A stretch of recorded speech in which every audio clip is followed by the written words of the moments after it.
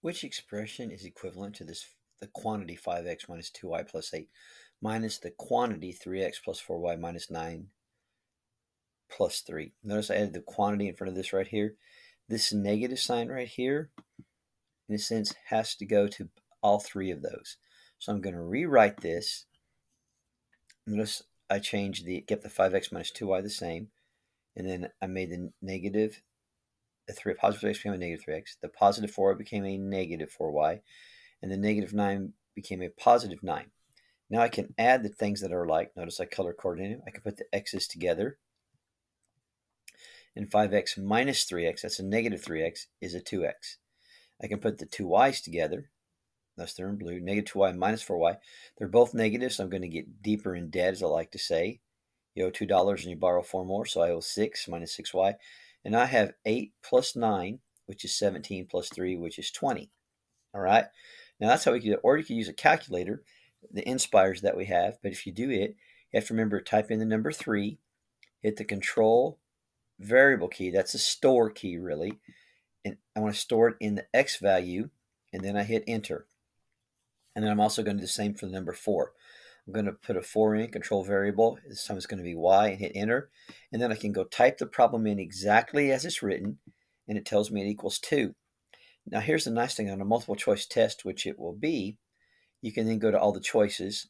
And of course, the only correct choice is going to be this one, and it equals 2. If you type in the other options and you do not get a 2, you know they're not correct. So that's what you can test with a calculator. All right. Same thing here. Now this time, you notice we have the quantity negative 5 plus 5m minus 8p plus the quantity 3p plus 4m minus 9 plus 3. We don't have to really worry about the fact that the sign's changing. So because it's a plus, so I'm going to just put things together. Notice I color coordinated them. Put the m's together. 5m plus 4m, they're both positive, is 9m. A negative 8p and 3p can go together, which is negative 8 plus 3. It's like owing 8 and paying 3 of it back, so you only owe 5, and it's a letter p, or the variable p, I should say. And then you have negative 5 and negative 9, which you add to make negative 14, and then I'm going to subtract 3 from it, and the negative sign is larger, so it's negative 11. And once again, I can go to the calculator.